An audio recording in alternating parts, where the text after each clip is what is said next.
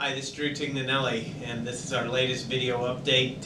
About a month ago, we sent you our quarterly client alert in written form, and we said we were going to do this video, but we haven't gotten around to it. So here we are, ready to do our video update here on May Day. And we're here with Tim Maurer, and Tim has been doing some great things in media. We're going to let Tim talk about that in a little bit.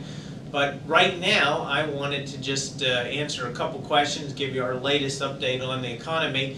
The first thing that I wanted to address is people have asked me, how are you doing in all of this? It's got to be a stressful time. And I'll be very honest that in the first week or two of October, I probably did feel a lot of stress and had a sleepless night or two, but after a few days of that, I realized I'm not going to be much benefit to anyone, and we're never going to accomplish our mission if I'm stressed out. And I felt that we had pretty good insight as to what was happening. So the answer to your question is how I'm doing. I couldn't imagine a better time to be a financial advisor. I feel like I was created to be a financial advisor for just a financial crisis such as this. And I consider it to be, I hope to look back on it 5–10 years from now and consider it the pinnacle of my career. So I'm doing great, and my casual appearance would show that I guess you look laid back, enjoying yourself. Now look at you, you're uptight with your bow tie on. That's right, and very everything. uptight. The sleeves rolled up. Anyway, that is true. Anyway, I give you our update now. Here it is, the end of April. We've had a big month of April. The market was up. The market from the March 9th low is up about 23%. We said in our February video update that we expected the market to rally. We said that the market had been down 6 quarters in a row. Historically, there has never been 7 quarters in a row down, even including the Great Depression. There have never been 7 straight quarters down. Therefore, we thought the risk-reward ratio of the market making some kind of move right now was a very high probability, but it would be nothing more than a trading play. Matter of fact, we have had a few clients that have actually been frustrated that we didn't jump in more, wholeheartedly and to take advantage of the play that we called was going to happen. And I'm smart enough to know that there was a rally opportunity, and I'm smarter to know that I can't predict exactly where it's going to go, how it's going to evolve, and so forth. And therefore, because we believe it's only a trading play, we weren't willing at this point in time to jump in head first with all of our clients' assets into equities. There's still a lot of risk out there. Now, in our last update, we talked about systemic risk, talking about a collapse of the currency, a collapse of the economy. And there are 2 things that you have to watch for. It's the bond market. Are bond investors going to continue to lend money to the U.S. government as they borrow trillions of dollars a year? Not just the overall debt, but the yearly amount of debt they're accumulating is going to be $1 to $2 trillion each year. And the second is the currency traders. The currency traders are going to sit back and allow the Federal Reserve to continue to print money unprecedented.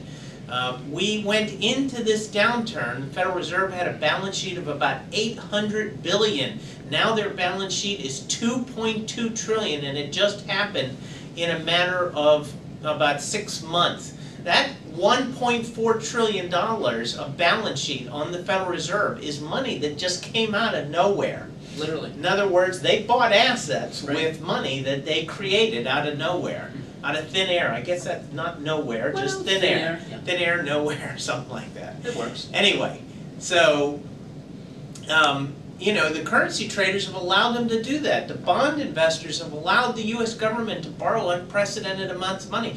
There's never been an economy where these types of scenarios have happened without repercussions, either from the bond market or the currency market. We are in uncharted territory, and that's why we are unwilling to be extremely aggressive, even when we felt the odds were in our favor. We still believe China, we still believe commodities are the better opportunity at this point in time, but we want to participate to some degree in this trading play. We bought some Coca-Cola, we're looking at some other things. If you get a downturn in the market in the next few weeks, May has a high probability of being a downturn month, it could really give us a chance to play a little more of this trading play. But again, we don't believe it's much more than a trading play. Anyway, I wanted to turn it over to Tim. Tim's going to tell you a little about the media we've been getting, and you've been doing great on CNBC. Thank you. You don't say the uhs and the and you don't hesitate like I do. So, and you're a lot better looking than I am on television too. That's why I dread these video conferences. I prefer radio. I have a voice for radio and a face for radio. Go ahead. Well, one of the reasons that we've been doing a lot in the media is to achieve the mission that Drew spoke of earlier. Our mission is to help lessen the worry and burden of money management, and we really do believe that there is no time at which this mission is greater than right now. And so while we do our best to do that for you guys, to take care of our clients, we also want to spread that message. I teach at Towson University the fundamentals of financial planning. I'm working with Towson University to pull together a recession relief town hall meeting, if you will, where we're going to invite the community of Towson and Baltimore in to answer questions. So as we lessen your worry and burden of money management, hopefully, we also want to lessen the worry and burden of money management for the community and then even the country. And that's where the CNBC exposure has come in. I've now been up there about 8 times. I'll be on again this coming Wednesday. That's 10 p.m. CNBC's personal finance show called On the Money.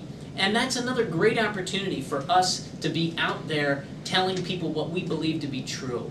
And what we believe to be true at this time is that you cannot rely on the old institutional wisdom of buy and hold, asset allocation, as the financial institutions have promoted it for many years now, that actually is something that benefits those institutions, but always does not benefit you, the client. And so we're trying to get that message out there and let people know that there's more than just the numbers. Financial planning is about the intersection of money and life, and that's what we want to be about. We also know that in this time, you may have experienced some pain yourself financially in this time of the recession. The recession is deep enough and long enough that many people are feeling it. We've dealt with clients, we've worked with clients who lost a job, lost 2 jobs, and they're trying to remake themselves. So we want to let you know that we are here for that. We're not here just to manage your money. We're here to help you through those times as well. Make a meeting. We'd love to sit down with you and help strategize what your new job may look like, if you're going to have to go back to school, whatever problems might come,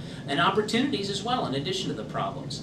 In the same vein, if you have friends, family, who you know have struggled because they lost their job, they're having difficulty finding their way in this financial time, we would be thrilled to have the opportunity to help them as well. So please do let us know if there's anything that we can do additional for you or for friends and family of yours. Well, anyway, we can't do these videos very long. We'd like to continue to fill you in with a lot more of what we're thinking about, but as Tim says, if you want to come in and meet with us, feel free. We'll always make our schedules available to you depending on your needs at any time.